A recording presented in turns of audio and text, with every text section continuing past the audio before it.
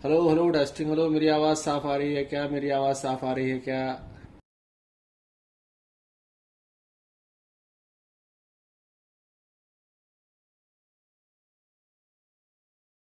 नमस्कार। मैं आलोक पुराणिक हाजिर हूँ आपके साथ एक नया विषय लेकर, जो यूं तो ताजा विषय है लेकिन ये दीर्घकालीन महत्व का विषय है। आप सबकी निगाह हाल में अमूल कांड पर गई होगी। अमूल कांड यानी कि अमूल कोऑपरेटिव, जो हमारे देश की एक बहुत बड़ी कोऑपरेटिव संस्था है, उसके ट्विटर हैंडल पे एक समसामयिक विषयों से जुड़े कार्टून लगाए जाते हैं। तो उसमें एक कार्टून में एक अमूल की ब्रांड एम्बेसडर बच्ची, जो कई सालों से बच्ची ही है, वो चीन पर, ड्रैगन पर और टिकटॉक पर एक व्यंग्यात्मक प्रहार करती हुई दिखाई दे रही है। ये ट्विटर हैंडल पे रहा कुछ वक्त, फिर वो गायब हो गया और ट्विटर ने इसको गायब किया। बाद में कुछ इस पे विवाद हुआ तो वापस दोबारा आ गया और ये अब बाकायदा उल्ला की पूरी मजबूती के साथ वहां जमी हुई है और एक तरह से उपहास, व्यंग, हास्य करती हुई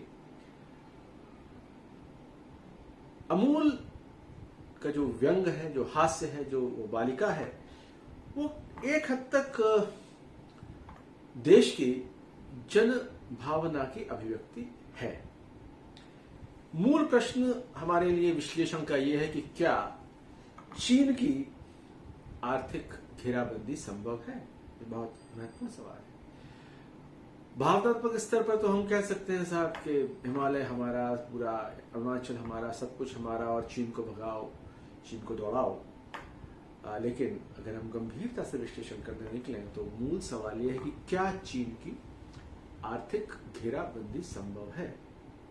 इस वक्त पूरी दुनिया में चीन के खिलाफ एक माहौल है और प्रेसिडेंट ट्रंप हो यूएसए के या ऑस्ट्रेलिया के प्रधानमंत्री हो, एक मोर्चा सा खोला हुआ है चीन के खिलाफ और चीन अपनी हठधर्मिता से कहीं बाज नहीं आ रहा। वो भयंकर आक्रामक तरीके से सारी चीजों का जवाब दे रहा है। कुछ वक्त पहले फॉक्स टेलीविजन चैनल को एक साक्षात्कार देते वक्त ट्रंप ने कहा कि मैं चीन के साथ हर किस्म का संबंध खत्म कर दूंगा, हर किस्म का संबंध खत्म हो सकता है और फिर भी मुझे $500 बिलियन का फायदा होगा। हालांकि ये अर्थशास्त्र अभी समझना बाकी है कि कैसे फायदा होगा यूएसए को।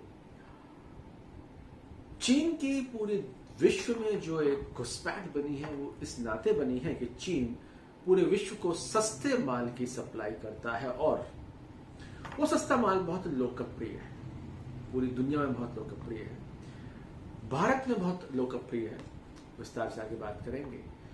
सस्ते माल को सप्लाई करके चीन पूरे विश्व की एक फैक्ट्री बन गया है, पूरे विश्व का एक मजदूर बन गया है, एक ऐसा मजदूर जो खासे सस्ते भाव पे काम करता है। हालांकि अब उससे भी सस्ते भाव पे काम करने के लिए वियतनाम, फिलीपींस और बांग्लादेश जैसे देश तैयार हैं। भारत अभी उतना सस्ता नहीं पड़ता। यही वजह है कि जो कंपनियां चीन से कारोबार शिफ्ट कर रही हैं वे भारत के बजाय अभी दूसरे देशों का रुख कर रही हैं। लेकिन क्या चीन को विश्व के आर्थिक पटल से घेराबंदी करके हटाना इतना आसान है क्या?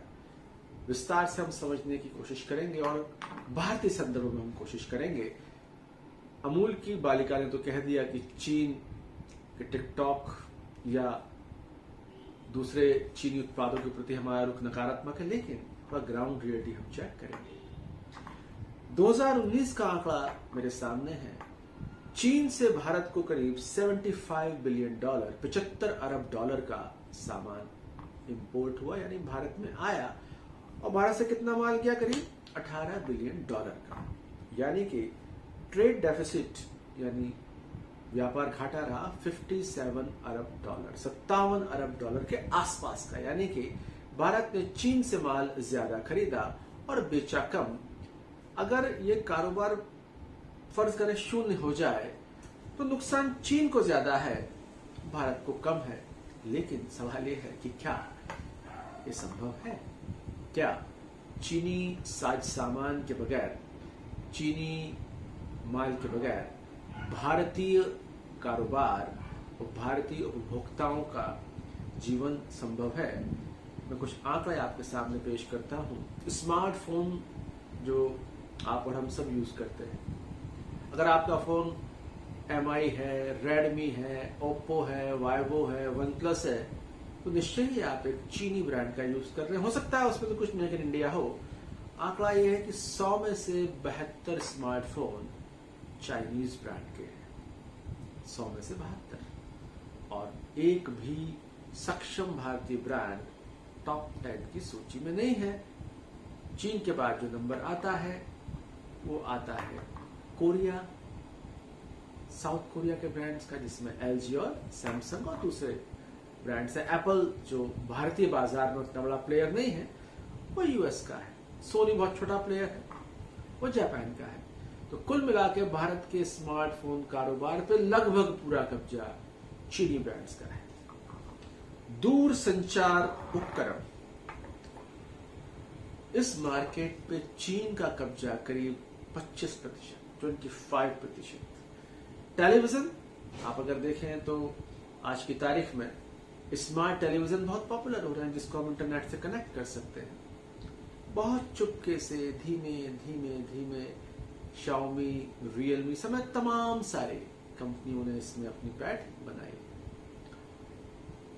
चीनी ब्रांड्स का स्मार्ट टेलीविजन मार्केट पे 45% कब्जा है, लगभग आधा बाजार उनका है। Home appliances, refrigerator, air conditioner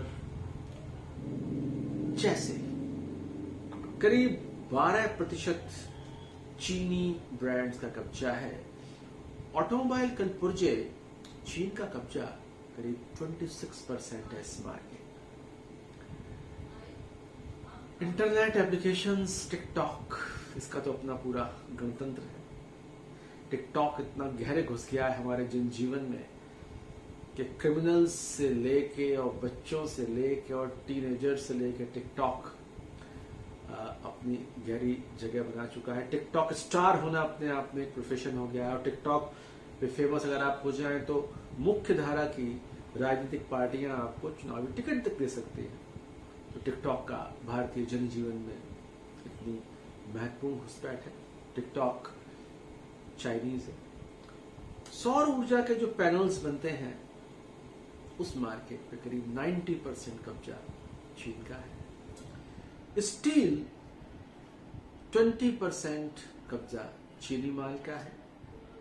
pharma चीन का 60% मार्केट पे कब्जा है। इसका क्या मतलब हुआ? इसका मतलब यह हुआ कि चीन आपके इतने गहरे घुसा हुआ है, इतने गहरे घुसा हुआ है कि लद्दाख पे भले ही वो अपनी सेना को 2 किलोमीटर पीछे हटा ले, लेकिन आपकी जेब में, आपके सीने पे मोबाइल की शक्ल में है। आपके टिकटॉक वीडियो पे चीन उपस्थित है। आप टेलीविजन अगर कोई चाइनीज ब्रांड का देख रहे हैं तो चीन आपके घर में, आपकी दीवार पे टंगा हुआ है। क्या इसकी विदाई इतनी आसान है? तार्किक स्तर पर मैं इसको देखूं तो इसका जवाब है नहीं। क्या वजह है कि लोग चीन के फोन खरीदते हैं? हम कह सकते हैं कि चीन के फोन कोई चीन की भक्ति में नहीं खरीदता। चीनी ब्रांड अगर सस्ते भावों पर बहुत सारे फीचर्स वाले फोन दे रहे हैं, और भारतीय कोई कंपनी अगर उनसे कम प्राइस पे ज्यादा फीचर वाले फोन दे तो कस्टमर्स वहां शिफ्ट हो जाएंगे। ये एक मूलतः कारोबार का गणित है कि आप बढ़िया माल को सस्ती कीमत पर पेश करेंगे तो कस्टमर आपका है। कस्टमर ना चीन का है, ना अमेरिका का, ना जापान का है। कस्टमर सिर्फ 2 चीजों का है, कम कीमत पर बेहतर माल या बेहतर सेवा मुझे कहां मिल रही है। तो उस चीनी प्रतिरोध की जो प्रतीक हमारी अमूल की बालिका बनी, उसका सम्मान किया जाना चाहिए। जन भावना का भी सम्मान किया जाना चाहिए। लेकिन वही जन जब बतौर कस्टमर बाजार में जा रहा है तो चीनी फोन खरीद के लौट रहा है, चीनी ब्रांड का फ्रिज खरीद के लौट रहा है, अपना वीडियो टिकटॉक पे डाल रहा है और ये इतना आसान नहीं है कि आप सारे चीनी ब्रांड्स को ओवरनाइट बाहर कर दे, एक झटके से बाहर कर दे। तो क्या चीन की आर्थिक घेराबंदी संभव है? इस सवाल का जवाब यह है कि बिल्कुल संभव है, लेकिन भावनात्मक स्तर पर, भावनात्मक उत्साह से, भावनात्मक कार्टून से मनोरंजन हो सकता है, भावनाओं की अभिव्यक्ति हो सकती है, लेकिन चीन से अगर आर्थिक मोर्चे पर जंग लड़नी है तो जंग ऐसे ही लड़ी जाएगी कि उसके मुकाबले बेहतर प्रोडक्ट्स कम प्राइस पे आप खड़े कर दें। अमेरिकन कस्टमर्स चीनी प्रोडक्ट्स क्यों लेते हैं? निश्चय ही। अमेरिकन कंपनियां चीन में क्यों जाती हैं? एप्पल कंपनी चीन में जाके माल क्यों बनाती है? बहुत सी वजह है। चीन में सस्ता लेबर है। चीन में जिस काम को सस्ते में कराते हैं, अमेरिका में वो काम के लिए महंगी प्राइस देनी पड़ेगी। तो कैश मनी ये एक बहुत महत्वपूर्ण रोल प्ले करता है हमारे आर्थिक व्यवहार में, और वो भावना से ऊपर होता है। चीनी उत्पादों का बहिष्कार करो, ये मैसेज हम भेज सकते हैं, पर बहुत संभव है कि जिस फोन से मैसेज जाए वो भी चाइनीज हो, और जिस फोन पे रिसीव किया जाए वो भी चाइनीज हो। आर्थिक लड़ाइयाँ भावनात्मक ग्राउंड्स पे नहीं लड़ी जाती। उसके लिए आपको एक इंडस्ट्रियल सेक्टर, ऐसी कंपनियां, ऐसे कारोबार बनाने पड़ेंगे जो चीनी ब्रांड्स का मुकाबला डटकर कर सके। वरना जो हम आंकड़े देख रहे हैं कि 100 में से 72 स्मार्टफोन चीन के, दवा उद्योग में चीन, टिकटॉक में चीन, यहाँ चीन, वहाँ चीन। तो चीन को भले लद्दाख से आप धकेल लें, लेकिन आपके और मेरी जेब से धकेल पाना निकट भविष्य में संभव दिखाई नहीं पड़ता।